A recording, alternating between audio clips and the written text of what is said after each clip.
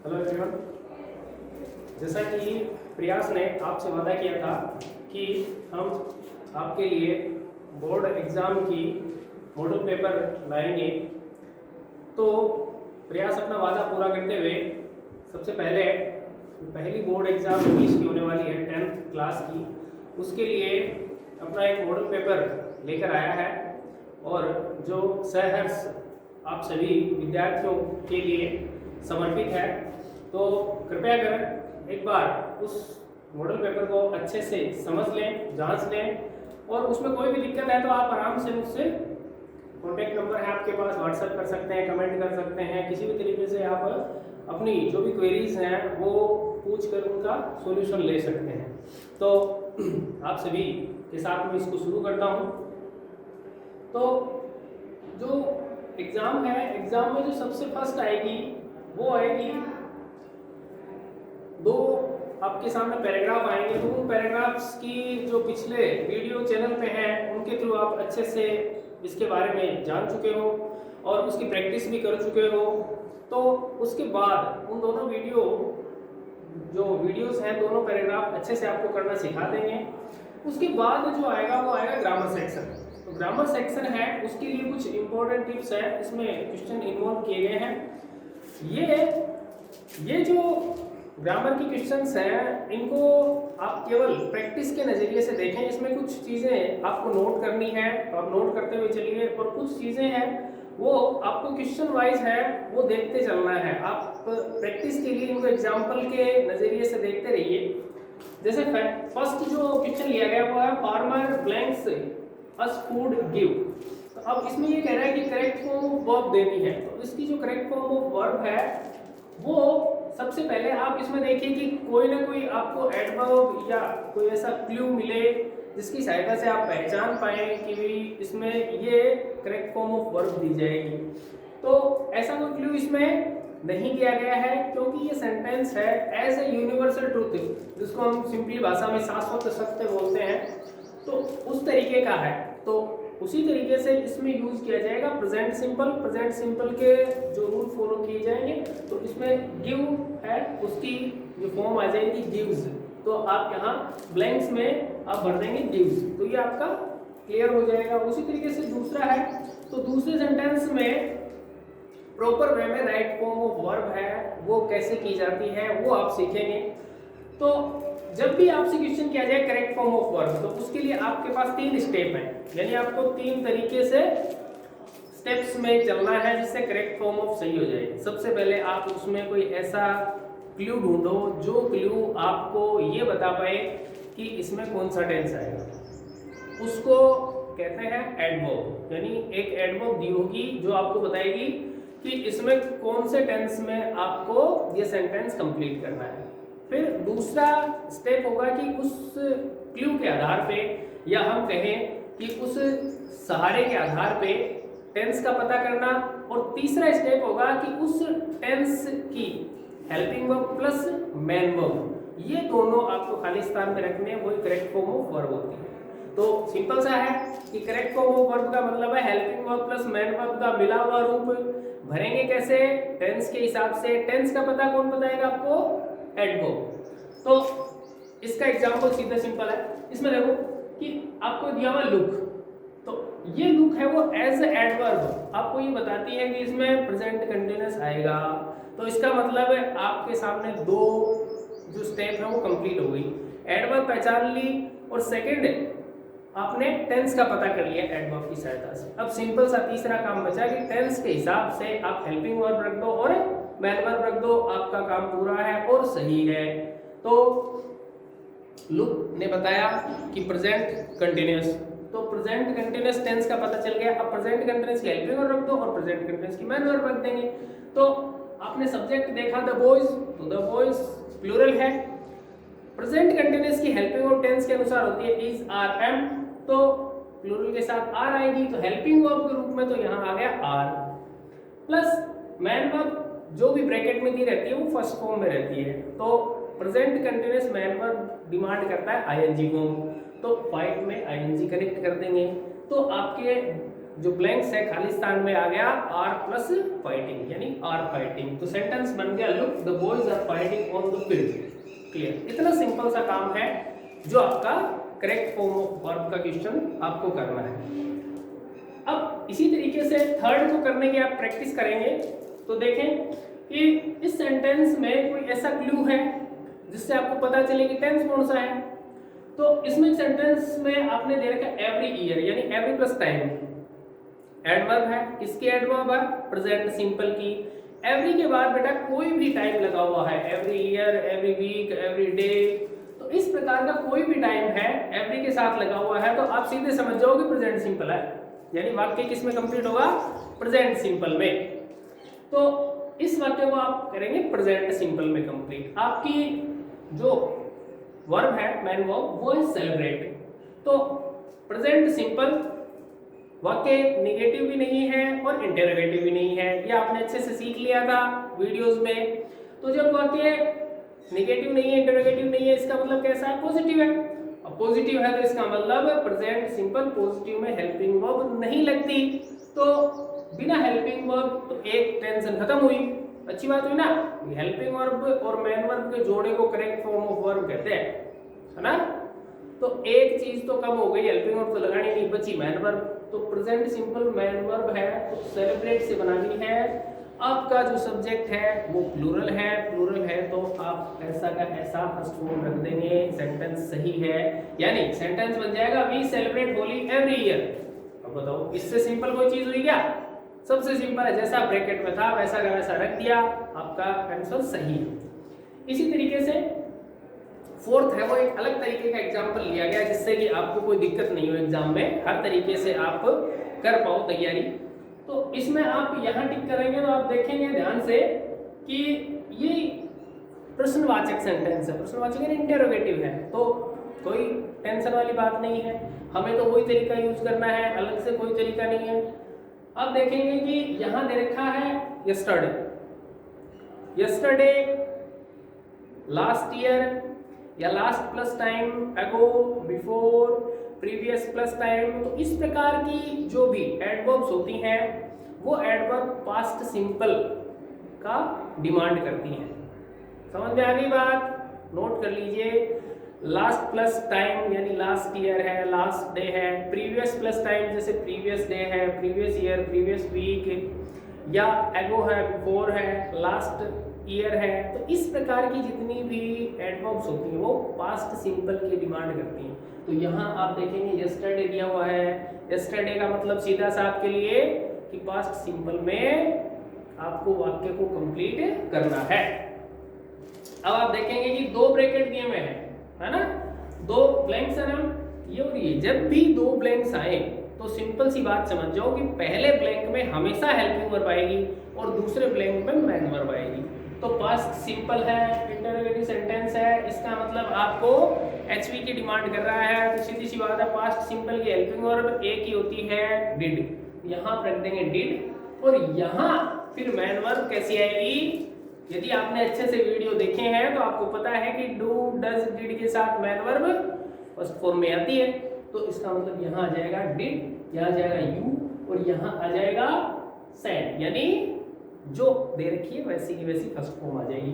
Did you send any email to Mamata yesterday? आपका sentence बिल्कुल clear है, बिल्कुल सही है। अब फिर कहते हो आप इंग्लिश है वो थोड़ा मुश्किल है, डर लगता है, ये तो गलत बात है। नेक्स्ट देखो, इसी तरीके से काम करना बेटा इजीली। नेक्स्ट डे एडवर्ब है फ्यूचर सिंपल, तो फ्यूचर सिंपल की एच वी लगा दो, एम वी लगा दो, तो वी के साथ सेल आएगी और फर्स्ट फॉर्म, तो यहाँ हो जाएगा शैल लर्न। फिर है, लेकिन इसमें एक चीज नोट करना बेटा कि आपको चाहिए एडवर्ब, कंफ्यूज नहीं होना, इसीलिए आपको ये सेंटेंस दिया गया यहाँ पे। Next lesson, next plus time adverb होती है, ठीक है। तो नेक्स्ट लेसन से आपको कोई मतलब नहीं है, आपको देखना है नेक्स्ट डे यानी नेक्स्ट प्लस टाइम, तो इसलिए फ्यूचर सिंपल। 6 का देखिए इसी तरीके से नेक्स्ट आवर, है ना। अब ये है बाई प्लस टाइम, ध्यान देंगे, बाई प्लस टाइम, और बाई प्लस टाइम का मतलब होता है फ्यूचर परफेक्ट। कौन सा मतलब होता है? Future perfect. तो सिंपल सी बात है, फ्यूचर परफेक्ट की एच और एम बी लगा देंगे तो ये सही हो जाएगा। तो फ्यूचर परफेक्ट है तो will have, shall have and main verb in third form. तो आप इसको कंप्लीट कर देंगे, I shall have third form finished that task by the next task. शाबाश, क्लियर है, कोई दिक्कत नहीं है। नेक्स्ट इसी तरीके से देखेंगे 7th, I am fit as I blanks yoga since my childhood practice. ठीक है, अब इसमें देखो बेटा सिंस प्लस टाइम दे रखा है, since plus time, it means present perfect continuous में जाएगा। वाक्य किस में जाएगा? प्रेजेंट परफेक्ट कंटीन्यूअस, यानी has been, have been plus main verb ING. तो आप कह देंगे कि आई हैव बीन, ठीक है, प्रैक्टिस में आईएनजी जोड़ दीजिए, प्रैक्टिसिंग, तो I have been practising yoga since my childhood. Sentence सही है, बहुत ही इजी है, सरल है, इजी वे में आप कर सकते हो, अपने आप पे सिर्फ कॉन्फिडेंस रखो, बहुत ही सरल है। नेक्स्ट, अब ये एट्थ वाला है, ये कुछ अलग डिमांड कर रहा है, कुछ स्पेशल डिमांड कर रहा है, क्योंकि अब तुम 10th क्लास में होगे ना, बच्चे तो हो नहीं, तो थोड़ा सा आपसे अलग डिमांड करेगा। तो ये बेटा इसको कहते हैं लोकोक्ति, कहावत, मुहावरे, फ्रेजेस, इडियम्स। तो ये जो होते हैं ये हमेशा प्रेजेंट सिंपल में, इनका कोई पंगा ही नहीं है, सीधी सी बात है, एक ही चीज चाहिए, प्रेजेंट सिंपल। तो 2 and 2 make 4, 2 and 2 make 4, ये इसी तरीके से 9th का देखेंगे तो आई वाज स्लीपिंग, तो इधर पास्ट कंटिन्यूअस है, क्लियर है। अब ये तो आपको पता ही है कि पास्ट कंटिन्यूअस है, तो पास्ट का किसका है? पास्ट का। अब एक कहावत या मान लो कि एक ट्रिक बनाई हुई है कि past demands past, past past की डिमांड करता है भी, अपने जैसा होगा वो तो अपने को बिठाएगा ना, तो पास्ट पास्ट की डिमांड करेगा। अब ये तो क्लियर होगा। इसके आगे थोड़े से चलेंगे तो आप देखेंगे कि आउटसाइड रेन, और इसमें एक वाइल आया है, क्या आया है? वाइल। वाइल आपको बताता है कि कंटिन्यूअस ही रहना चाहिए। क्या बताता है?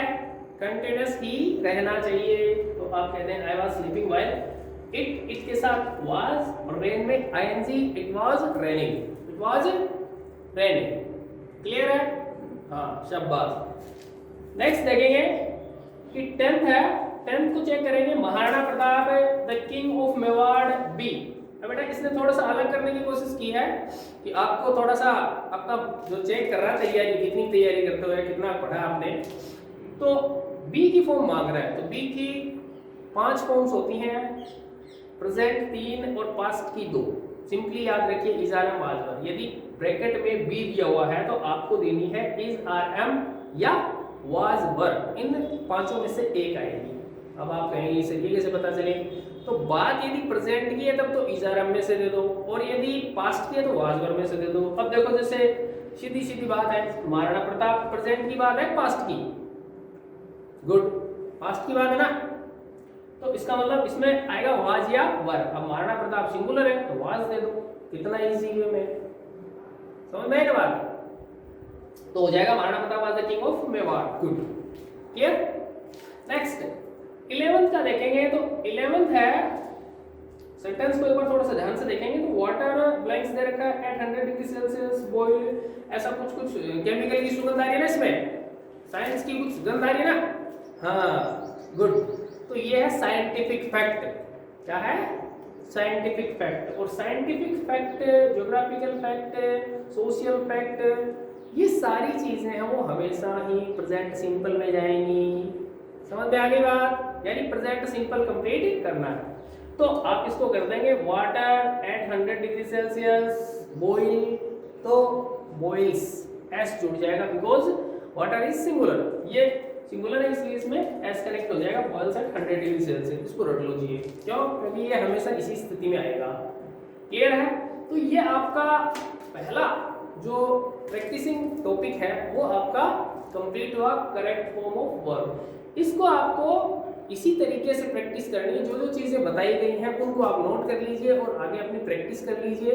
100% पेपर में आपको ज़बरदस्त फायदा होगा यदि आप एक्सरसाइज करते हैं तो। नेक्स्ट देखते हैं क्वेश्चन। तो नेक्स्ट ग्रामेटिकल टॉपिक है, चेंज इनटू इनडायरेक्ट स्पीच। थोड़ा सा समझने की कोशिश करें बिकॉज अभी पूरा टॉपिक तो क्लियर करवाया नहीं जा सकता बिकॉज एग्जाम्स बहुत नज़दीक हैं आपकी, बट आपने क्लास में थोड़ा क्लियर किया होगा तो आराम से समझ में आ जाएगा। देखिए मैं कोशिश करता हूँ बताने की आपको कि इनडायरेक्ट स्पीच डिमांड कर रहा है। सेंटेंस है police said to the thief do you love India.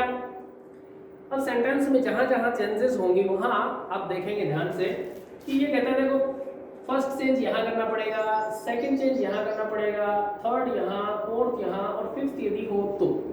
Clear है? तो आप सिंपल सिंपल ध्यान में रखो बेटा कि यहाँ इस सेंटेंस के अनुसार चेंज हो जाता है। इस सेंटेंस का जो भाव होता है एक्सप्रेशन जिसको बोलते हैं इंग्लिश, उस एक्सप्रेशन को आप सेड टू के स्थान पर रख देते हैं। ठीक है? यानी अपनी भाषा में कहें तो ये वाक्य जो कहता है उसका जो भाव एक्सप्रेशन होता है उसको हम सेड टू के स्थान पर रखते हैं। एक बात फिर है उसी तरीके से हम यहाँ पर कनेक्टिव लगाते हैं। इंग्लिश में जो भी चीज कोई जोड़ी जाएगी तो उसके लिए एक जोड़ने के लिए जो शब्द चाहिए उसको कनेक्टिव बोलते हैं, तो वो चाहिए। तो अब इसमें थोड़ा सा आप ध्यान देंगे। तो बेटा ये देखो डू यू लव इंडिया मतलब क्वेश्चन कर रहा है, सिंपल बात है ना। तो यहाँ रख दो आस्क्ड, क्या कर दो आस्क्ड, पूछने का मीन हो गया ना, तो ये हो गया आस्क्ड। तो पुलिस आस्क्ड द थीफ। अब इसमें do you love India question है तो यहाँ कनेक्टिव इफ या वेदर, इफ या वेदर याद कर लीजिए। यदि प्रश्नवाचक है तो वहां जोड़ दीजिए हेल्पिंग वर्ब के लिए इफ या वेदर है। तो डू हेल्पिंग वर्ब से शुरू हो रहा था, इफ कनेक्ट कर देंगे। इफ के बाद अब सेंटेंस सिंपल बनना चाहिए। सिंपल का मतलब subject, helping verb, man verb, object, इस पैटर्न में। तो पहले सब्जेक्ट रखेंगे, यू को चेंज करेंगे आप अकॉर्डिंग टू ऑब्जेक्ट। ये कहने वाला हमेशा सब्जेक्ट और सुनने वाला हमेशा ऑब्जेक्ट। तो किसके अकॉर्डिंग करेंगे तो द थीफ के स्थान पे आप ही रख देंगे और आगे इसका टेंस चेंज कर देंगे। तो ये था प्रेजेंट, तो आप बढ़ा देंगे past. If he loved India, if he loved India, बस क्लियर, बहुत ही सिंपल। इसी तरीके से दूसरा बना देंगे student said to me please help me. अभी आपको पता है प्लीज, काइंडली, तो रिक्वेस्ट कर रहा है ना। रिक्वेस्ट का मतलब समझ रहे हो कि प्लीज आया है, काइंडली आया है, तो इसका मतलब रिक्वेस्ट कर रही है। अब रिक्वेस्ट कर रहा है तो आप उसी तरीके से आप बताइए क्या करोगे भाई। रिक्वेस्ट आप कर दोगे रिक्वेस्टेड, सेड आया ना तो आप कर देंगे रिक्वेस्टेड। तो इतना बन गया स्टूडेंट रिक्वेस्टेड मी। ठीक है? फिर आप यहाँ लिखोगे टू, कनेक्टिव के रूप में क्या आएगा TO2। टू करने के बाद में आपने पहले रिक्वेस्ट लिख दिया तो अब दोबारा प्लीज या काइंडली लिखने की जरूरत नहीं है। फिर आगे लिख दोगे हेल्प मी को चेंज कर दोगे, फर्स्ट पर्सन है तो सब्जेक्ट के अनुसार, तो ये हो जाएगा स्टूडेंट के स्थान पे ही, और मी ही बनाएगा हिम, तो बनाएगा student requested me to help him. Simple. ठीक है? नेक्स्ट इसी तरीके आपको प्रैक्टिस करनी है। नेक्स्ट सी वाला देखिए द टीचर सेड। अब इसमें बहुत ही सिंपल सा काम होता है। देखो क्या हुआ, बहुत इजी, बहुत ही सिंपल, 1 मिनट में समझ में आने वाली बात है। थोड़ा सा अपने सभी छिद्र खोल के देखें। द टीचर सेड, अब इसमें ऑब्जेक्ट नहीं है, यहाँ चेक करो, देखो सेड के बाद में मी पड़ा है, इस सेड टू के बाद में थीफ पड़ा है, यहाँ कुछ नहीं है, कुछ नहीं है, और अंदर एक सिंपल सा सेंटेंस है। ठीक है? तो पहले वाले को चेंज ही मत करो, बात ही खत्म है ना, प्रॉब्लम सोल्व। और यहाँ लिख दो दैट, क्या लिख दो दैट, तो द टीचर सेड दैट। अब अंदर वाला जो सिस्टम है ये कहीं कहीं देखा हुआ सा लग रहा है तुमको। देखो ध्यान से पढ़ो इसको, एक बार ध्यान से पढ़ोगे तो पता चलेगा कहीं ना कहीं भाई सुना है ना। तो ये अभी जो आई थी कहावत वगैरह आई थी ना, तो वो ही है pen is mightier than sword. तो ये अनचेंजेबल है। अनचेंजेबल मतलब इनको चेंज नहीं करना। तो हमें कौन सा कुत्ता काटा रहा है, हम क्यों चेंज करेंगे, नहीं करेंगे। तो बस बन गया वाक्य the teacher said that pen is mightier than sword. बिल्कुल करेक्ट और सही और सिंपल। चौथा इसी तरीके से देखेंगे the principal said to the students. अब इसमें तो टू आ गया, टू आ गया ना, सेड के बाद वाला टू, उसका मतलब सेड टू तो बदलेगा, बदलेगा तो इधर देखेंगे why are you making noise, ये प्रश्न है, तो प्रश्न है तो आप कहेंगे कि सेड टू इज आस्क्ड रख देंगे, क्या रख देंगे, आस्क्ड। आपका बन गया था प्रिंसिपल आस्क्ड द स्टूडेंट्स, प्रश्न पूछा डब्ल्यूएच वर्ड से। डब्ल्यूएच वर्ड आपने बहुत अच्छे से रटे हैं। तो ये जो डब्ल्यूएच वर्ड वाई है यही आपके लिए कनेक्टिव का काम करने लग जाएगा। तो द स्टूडेंट्स के आगे लिख दो वाई। अब अभी आपने देखा कि सब्जेक्ट आएगा पहले, तो यू चेंज करेंगे किसके अनुसार, इसके अनुसार। तो द स्टूडेंट्स प्लूरल है तो यहाँ लिख देंगे दे। अब यहाँ आपके एग्जाम में क्या है, आर, आर चेंज हो जाएगा वर में, तो why they were, why they वर। समझ रहे हो ना बात को, why they were making noise, बन गया, क्लियर, आई समझ लो बात। तो इन्हीं की तरीके के जो सेंटेंसेस है उनकी प्रैक्टिस करनी है, इसलिए इनको एग्जाम्पल में लिया गया। नेक्स्ट जो है वो आपके लिए बनाई गई है कंबाइन द फॉलोइंग सेंटेंसेस, यानी जो ब्रैकेट में आपको ये दे रखे हैं ये जाने पहचाने से रिश्तेदार से लग रहे होंगे आपको भी 5 वीडियो देखने के बाद में। देखो ध्यान से, हु, हूम, हुज, वेयर, जाने पहचाने से लग रहा है ना, कुछ ऐसे जैसे भी मिले हो, दोस्ती हुई हो, कहीं साथ में गए हो, है ना।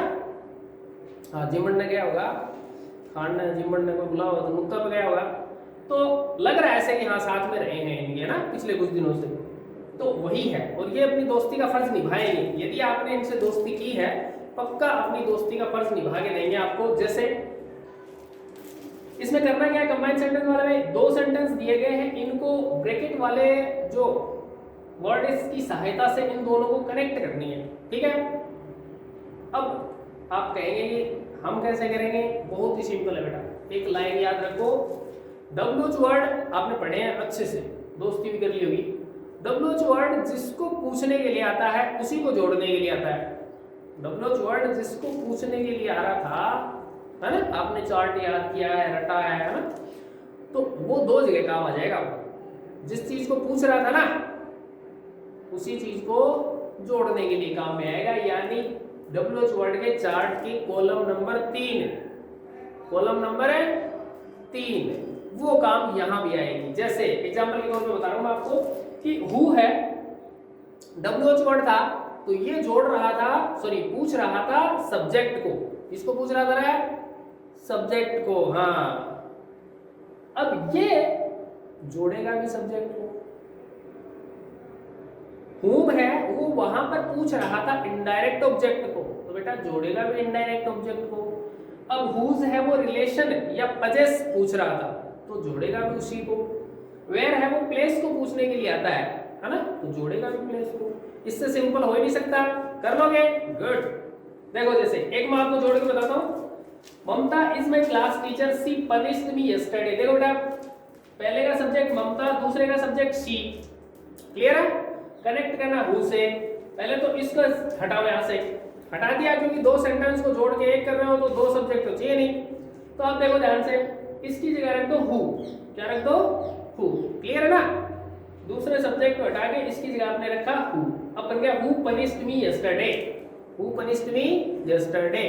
अगला स्टेप क्या होगा, ममता, इनके सामने कोमा लगाओ, कोमा लगा के आगे लिखो हु पनिश्ड मी यस्टरडे, ठीक है। फिर यहाँ यस्टरडे के आगे कोमा लगाओ और ये जो इज माय क्लास टीचर बचा हुआ है इसको लास्ट में रख दो। वाक्य सही है, बिल्कुल क्लियर, कुछ नहीं करना, सीधी सिंपल सी बात है। हु से कनेक्ट कर रहे थे। नेक्स्ट वाला है कि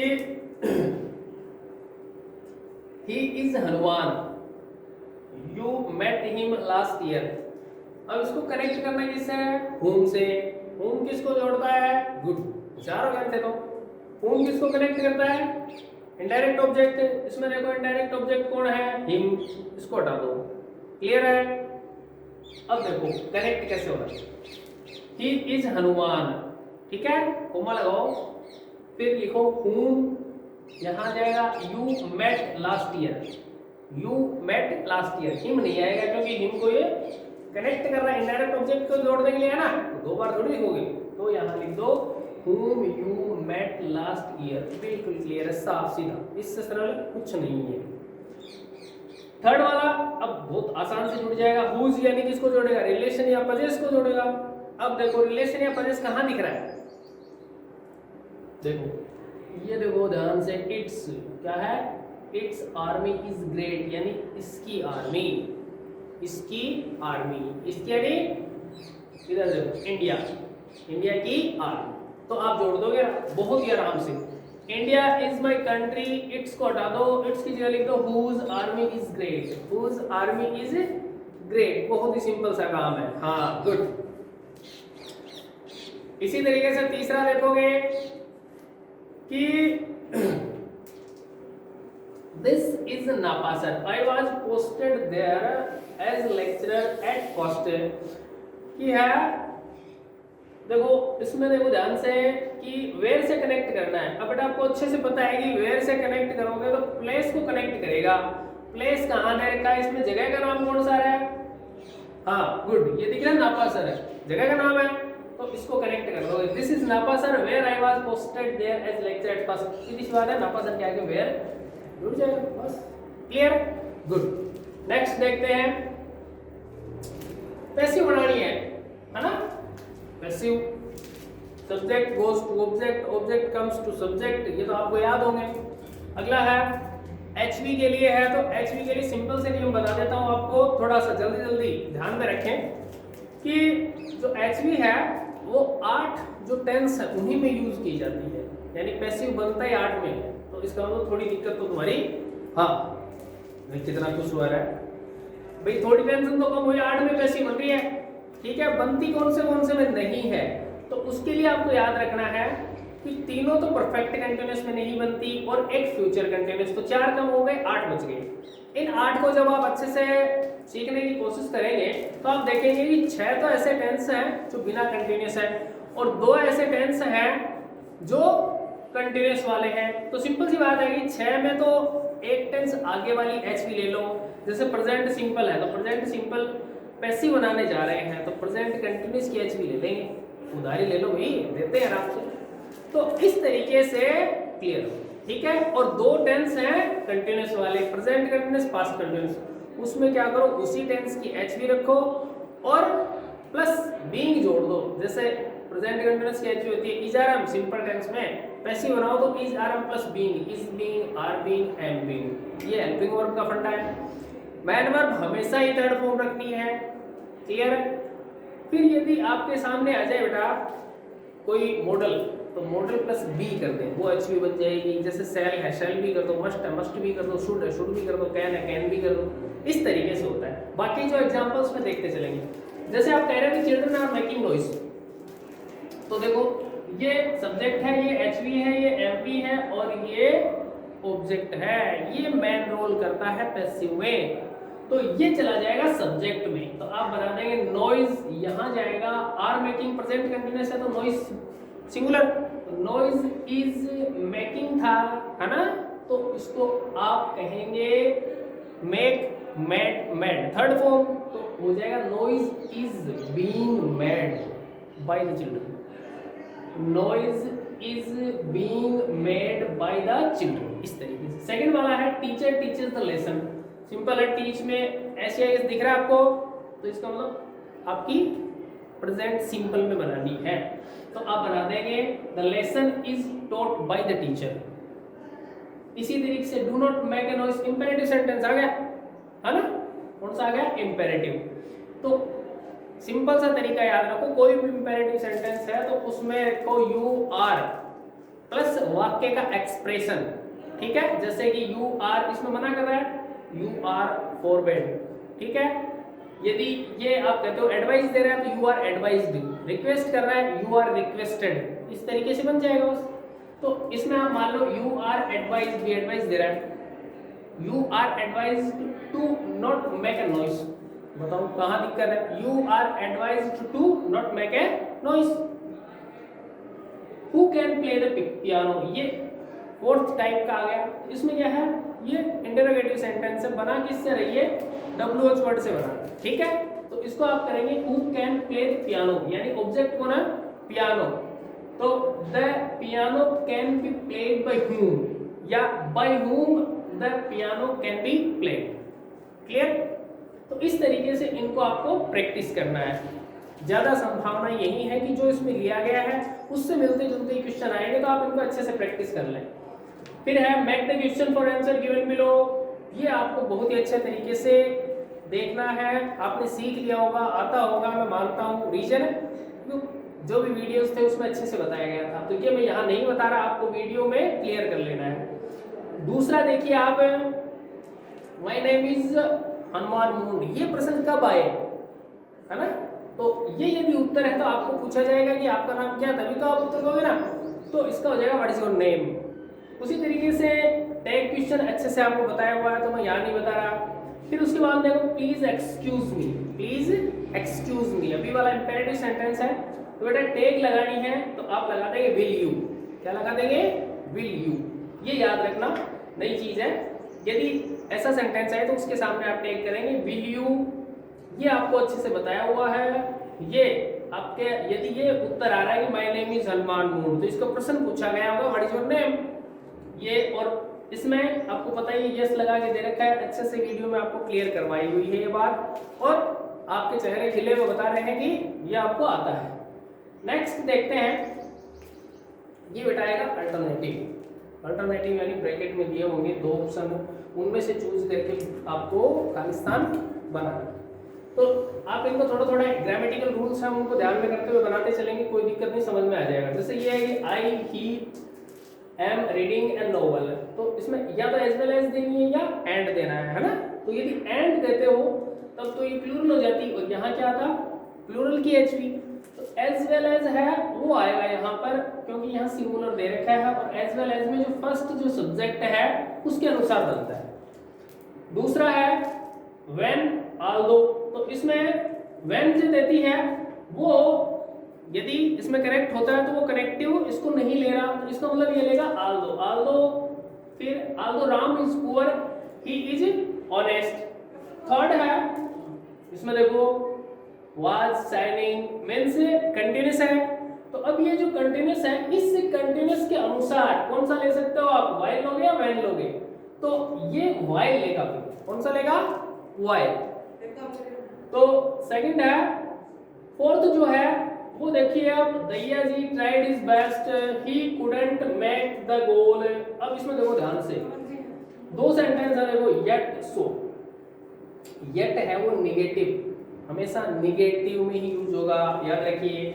सो है वो परिणाम देता है आपको, तो इसमें देखो निगेटिविटी है या रिजल्ट ले रही है। Daiya ji tried his best he couldn't make the goal means negative, तो इसमें यूज हुआ येट का, ठीक है। फिर देखिए the girls the boys should have the equality.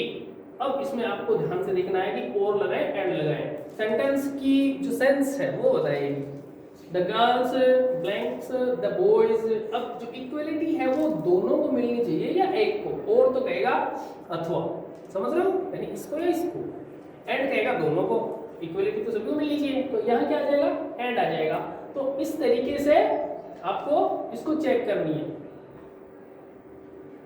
Next है, हाँ गुड, ये बेटा पूछ रहा है कि थोड़ी सी इजी लैंग्वेज में बता दें। देखो ध्यान से, एज वेल एज है, ये कहता है कि जैसे कहता है आई एज वेल एज ही, यानी मैं जितना कि वह, ठीक है। I am reading A novel, and यानी दोनों यूज होते हैं, है ना। तो इस तरीके से इसको आप यूज कर सकते हो। व्हेन का कनेक्टिव के रूप में अर्थ लगाएंगे जब, आल्दो यद्यपि, व्हाइल है जबकि यानी उस दौरान या उस समय के दौरान, व्हेन को आपको क्लियर है। फिर है येट, येट आपको बताएं कि नेगेटिव के लिए यूज होगा, सो परिणाम के लिए यूज होगा, और है वो आपको ऑप्शन देता है या तो ये या ये, और एंड आपको बताइए कि दोनों को इंक्लूड करता है। इस तरीके से आप इसके क्वेश्चन आप सोल्व कर सकते हैं, और मेरे को लगता है कोई दिक्कत आएगी नहीं आपको। नेक्स्ट है, ये आपको ये ध्यान रखना है कि ये जो आपकी जितना भी 70% कोर्स है, 30% जो बोर्ड ने हटा दिया, उसको हटाने के बाद में जितना आपका सिलेबस बचा है बेटा, उन दोनों बुक्स में से इम्पोर्टेंट जो क्वेश्चंस हैं उनका कलेक्शन किया गया है, और इन क्वेश्चंस को आप अच्छे से पढ़ें, इनकी प्रैक्टिस करें, और कोई दिक्कत आए तो आपके पास अच्छे से नंबर है, आप डायरेक्ट पूछ सकते हैं। कोई भी प्रॉब्लम हो जहाँ पे आपको समझ में नहीं आ रहा, लेकिन मैं आप सभी से कहूँगा कि आप कम से कम इन क्वेश्चंस हैं इनको थोड़ा सा अच्छे से प्रैक्टिस करके तैयार करके एग्जाम में जाएं। आपका बहुत अच्छा इसका आपको रिजल्ट मिलेगा। और इन सभी जो क्वेश्चंस हैं इनको अच्छे से आप तैयार करें, और कुछ समझ में नहीं आया तो आप फिर से कांटेक्ट कर सकते हैं। ये कुछ क्वेश्चन है जो सभी में आपकी बुक से लिए गए हैं। बुक्स के जो क्वेश्चंस हैं डायरेक्ट, उनके बाद में आपके सामने पोएम का जो सेक्शन आता है आपको पता ही है, ये 17-18 नंबर के लगभग क्वेश्चन है वो जो क्वेश्चन पोएम से पूछा जाएगा। तो उसमें सीधी सी बात है कि स्टेंजा दिया जाएगा इस तरीके से जैसे ये आपको दिया गया है। जो स्टेंजा मैंने चूज किया है वो मेरी नज़र में इम्पोर्टेंट है, या मैं कहूँ कि भी आपको उसको अच्छे से देखना चाहिए एग्जाम से पहले। फर्स्ट स्टेंजा ये है, इसी तरीके से आपको दिया जाएगा और इस स्टेंजा से आपको 2 क्वेश्चन पुट अप किए जाएंगे, ठीक है। उसी तरीके से सेकंड स्टेंजा है, इससे क्वेश्चन आपको पुट अप करता है। ये थर्ड स्टेंजा, उसमें पेपर में 2 ही आएंगे, मैंने 3 पुट अप किए हैं। फिर उसके बाद में इन 3 के अलावा ये जो 3 स्टेंजास दिए गए हैं इनको भी आपको थोड़ा चेकआउट करके जाना है, थोड़ा सा इनको देख के जाना है, ताकि उनसे कोई क्वेश्चन पुट अप करता है तो आप उसको अच्छे से सॉल्व कर पाए। ये जो डी वाला सेक्शन है ये सबसे इम्पोर्टेंट और टाइमली है, वो आपको आप कमांड करते हुए चलेंगे तो बहुत अच्छा आपको रिजल्ट मिलेगा। इनसे रिलेटेड ये ध्यान में रखिए कि इसमें केवल एग्जाम्पल दिया गया बेटा, आपका ये सेक्शन है वो इधर उधर जो न चला जाए। सीधी सी बात है कि इसमें आपको इनको तैयार करना है, ये एक एक एग्जाम्पल के तौर पर, ठीक है। नाम वगैरह चेंज हो सकते हैं, लेकिन इससे रिलेटेड आता है तो आपको बहुत अच्छा रिजल्ट मिलेगा। जैसे मैं समझा देता हूँ, Imagine that you are Rakesh Saran living in Bikaner. Write a letter to the editor about the irregular electricity supply in your locality. थोड़ा सा ध्यान देंगे तो समझ जाएंगे, आराम से कर सकते हो। UR के बाद में जो भी मिलता है वो आपका नाम है, यानी कंपोजिशन लिखने वाले का, लेटर लिखने वाले का, एप्लीकेशन लिखने वाले का UR के बाद में नाम लिखिए। किसका नाम है? आपका, ठीक है। यानी आप लेटर लिख रहे हो तो आप लिखने वाले का नाम है। फिर लिविंग इन के बाद में जो दिया हुआ है वो है आपका एड्रेस, यानी आपका पता, लिखने वाले का एड्रेस। ये चीजें नोट कर लीजिए आप ताकि दिक्कत नहीं हो। फिर देखिए, यदि एक एड्रेस दिया हुआ है तो इसका मतलब वो लास्ट वाला एड्रेस है, 2 दिया हुआ है तो इसका मतलब उससे छोटे वाला। जैसे आप यहाँ केवल बीकानेर दिया हुआ है तो ये बड़ा एड्रेस है। यदि दिया हुआ होता कि श्री शहर बीकानेर या गंगा शहर बीकानेर, तो गंगा शहर तो कॉलोनी हो गई और बीकानेर है वो बड़े वाला हो गया। तो इस तरीके से इनको आपको सेलेक्ट करनी। फिर देखिए, write a letter to the editor. अब बेटा तीसरी चीज तो ध्यान रखनी है वो है टू के बाद में जो दिया हुआ है आपको उसको लेटर लिखना होता है। 2 के बाद जो भी दिया हुआ है उसी को आपको लेटर लिखना होता है। जैसे इसमें लिखा हुआ टू द एडिटर, तो इसका मतलब एडिटर को आपको लेटर लिखना है, और एडिटर एक पद होती है, ठीक है। फिर देखिए, अब आप कहेंगे कि लिखना है तो अबाउट या फॉर के बाद में जो मिलता है, जैसे इसमें लिखा हुआ है about the irregular electricity supply, तो इसके बारे में आपको लेटर लिखना है। लिखना किसको है? एडिटर को। कौन लिख रहा है? राकेश लिख रहा है। राकेश का पता कहाँ है? बीकानेर, ठीक है। फिर उसके बाद में अगला जो आप चूज करते हैं दूसरा, suppose that you are Neelam Arora reading in 10th class, your board exams are coming near. Write a letter to the collector to ban the use of loudspeakers at late night exam period. Same सी बात है, देख रहे हो आप, समझ रहे हो, कोई दिक्कत नहीं है। थर्ड है, suppose that you are Sohan Lal Goyal living in Napasar Bikaner. अब इसमें देखिए, यहाँ एक एड्रेस दिया हुआ था, यहाँ 2 दिए हुए हैं, तो ये दोनों जो 3 चीजें होती हैं, मकान नंबर या गली मोहल्ले का नाम और स्थान का नाम, तो ये 2 नंबर लाइन में आ जाएगा नापासर, और 3 नंबर में आ जाएगा बीकानेर, एक खाली रहेगा। मकान नंबर वो अपनी मर्जी से आप दे सकते हैं। उसी तरीके से जब पद होता है, पहला होता है पद का नाम, जैसे इसमें दे रखा था एडिटर। फिर कार्यालय का नाम, तो द एडिटर है पद, तो उसका कार्यालय होगा कोई ना कोई। न्यूज़पेपर का नाम तो आप दैनिक भास्कर या राजस्थान पत्रिका लिख देंगे। तीसरी जो लाइन होती है वो स्थान का नाम ही होती है, तो आप जैसे बीकानेर का है या झुंझुनू का है या जयपुर का है तो वो लिख देंगे। थर्ड, ये आप देख रहे थे, write a letter to your mother, तो ये फैमिली लेटर है, ठीक है। तो फैमिली लेटर में लिखेंगे, एक तो स्कूल के बारे में लिख सकते हैं या फ्रेंड के बारे में, तो ये आपको थोड़ा सा अच्छे से चेक करके जाना है।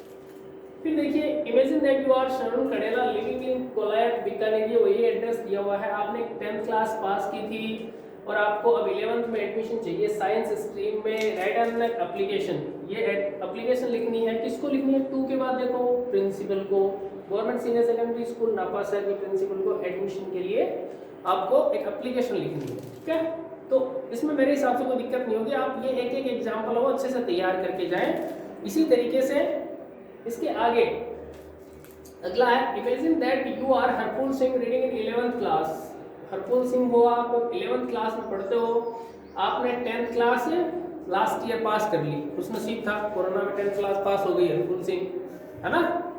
हाँ तुम्हारी दिक्कत हो रही है, तुम भी हो जाओगे आराम से, अच्छे नंबर बनेंगे, शाबाश। You have lost your marksheet somewhere, लेकिन इसने गड़बड़ कर दी, मार्कशीट खो दी, है ना? इसको कीमत नहीं पता ना मार्कशीट की, इसलिए खो दी। अब देखो, write a letter to the secretary board of secondary education Rajasthan. अब देखो, लेटर किसको लिखना है? द सेक्रेटरी, ये पद हो गया, बोर्ड ऑफ सेकेंडरी एजुकेशन ये कार्यालय हो गया। अब ये सभी को पता होना चाहिए भी board of secondary education Rajasthan कहाँ पे है? BSER शॉर्ट फॉर्म है इसकी, अजमेर में। कहाँ पर है? अजमेर। तो किस लिए लिखना है? फॉर डुप्लीकेट मार्कशीट, ये आपका सब्जेक्ट बन जाएगा। लेटर लिखोगे ना ऑफिशियल, तो उसका सब्जेक्ट बनाना पड़ेगा। ये हो गया डुप्लीकेट मार्कशीट के लिए आपको लेटर लिखना है। चेक है, suppose that you are Indira Sharma, you have enrolled for secondary examination 2022, you have lost your admit card somewhere, send an email to the exam controller of board of secondary education Rajasthan at the email ID. अब ये email ID दे रखी है। अब देखिए इसमें ध्यान से कि इंदिरा शर्मा है, उन्होंने सेकेंडरी एग्जामिनेशन के लिए इनरोल किया, इनरोल फॉर्म, जैसे हम कहते हैं फॉर्म भरा, फॉर्म भरेगा लोग, तो ये कोई फॉर्म भरेगा क्या के लिए? 10वीं की परीक्षा के लिए। लेकिन इसने क्या किया? एडमिट कार्ड लॉस्ट कर दिया, खो दिया, है ना? तो अब इसको क्या कह रहा है कि एक ईमेल भेजिए, ठीक है, किसको? To the exam controller, email भेजनी है the exam controller board of secondary education Rajasthan को। ईमेल आईडी आपको दी गई है ये, और किसके लिए लिखना है? इसके लिए, ठीक है। तो ईमेल का एक फॉर्मेट होता है बेटा, जिसमें कि 1 2 3 3 4 ब्लॉक होती हैं, फिर उसके नीचे पूरा रहता है। तो जो आधा पार्ट नीचे रहता है, उस पार्ट में तो आपको लिखना होता है बॉडी। एप्लीकेशन लिखते हो ना, तो एप्लीकेशन में नीचे की जो बॉडी होती है वो आप ईमेल में वो बड़े वाले डब्बे में रख देते हैं, ठीक है। फिर जो फर्स्ट कॉलम होता है 2, फिर होता है C, फिर होता है BCC, फिर होता है सब्जेक्ट। इस तरीके से 2 वाले में ये लिख दोगे, पेपर में लिखा हुआ मिलेगा, नहीं लिखा हुआ मिलेगा तो आप बनाएंगे तो ये तो लिख देना 2 वाले में, फिर दूसरा और तीसरा खाली छोड़ देना। याद रखो 2CC BCC फिर सब्जेक्ट, फिर उसके बाद में दूसरा तीसरा खाली, पहले में ये, दूसरा तीसरा खाली, चौथे में सब्जेक्ट लिखना है तो सब्जेक्ट में ये लिख दो for duplicate admit card, for duplicate admit. फिर वो बड़ा वाला बॉक्स आ जाएगा, बड़े वाले बॉक्स में वही लिखना है जो आप एप्लीकेशन में नीचे बॉडी में लिखते हैं। इजीली हो जाएगा, कोई दिक्कत नहीं है। ये जो 6 आपके सामने एक डी सेक्शन के लिए उदाहरण दिए गए, इनको आप एक एक करके अच्छे से देख के चले जाएं, एग्जाम में कोई प्रॉब्लम नहीं होगी, इजीली आप कर पाएंगे। स्टोरी में मैंने चुना है मेरी तरफ से तो इस साल के लिए ग्रीडी डॉग है, थर्स्टी ग्रो है, लायन एंड माउस है, एलिफेंट एंड द टेलर है, हेयर एंड द टॉर्टोइज है। इनको आप अच्छे से देखे जाएं, प्रैक्टिस करके जाएं, बहुत अच्छा आपको परिणाम मिलेगा। पैराग्राफ विजुअल आईडी के थ्रू आपको दिया जाएगा, यानी पेपर में एक फोटो दी जाएगी, तेरी नहीं, कुछ क्यों हो रहा है, तू कुछ मतलब तेरी नहीं देगा, फोटो देगा वो किसी, जैसे कोई महात्मा गांधी है ना, तो इस तरीके की फोटो देगा या किसी भी चीज़ की फोटो दे, आपको उस विजुअल में जो भी दिखाई दे उसके अकॉर्डिंग आपको एक पैराग्राफ क्रिएट करना होता है। तो उसके लिए आपको याद करना है कौन कौन सी चीज़ें मेरे अनुसार। पॉल्यूशन पे एक तैयार कर लीजिए आप, एक कोविड-19 के बारे में तैयार कर लीजिए, एक रोड सेफ्टी का कंफर्म तैयार कर लेना, टीचर या स्कूल का तैयार कर लेना, सेव वाटर सेव लाइफ का यूज करें, एंड एक्सीडेंट सीन, ठीक है। तो उस इनसे संबंधित एक एक आप तैयार कर लें, बहुत अच्छा परिणाम मिलेगा आपको, आशीर्वाद साथ है आपके। ये आपको तैयारी करनी है। इसके बाद भी देखिए कि आपको जो भी कंसल्टेशन चाहिए आप लेते रहिए, कोई दिक्कत नहीं है। और यहाँ देखते रहिए, इसको सब्सक्राइब कीजिए, यहाँ आपको जो लिंक मिलेगा उससे आप इसको सब्सक्राइब कर सकते हैं, जिससे आगे भी कोई आपके लिए हेल्पफुल जो भी सामग्री है वो आपको इजी वे में उपलब्ध कराई जा सके। और सभी को फिर से सभी बच्चे हैं, सभी बच्चों को मेरी तरफ से बहुत बहुत आशीर्वाद। Best of luck for the exam. Thank you to all of you. Thanks.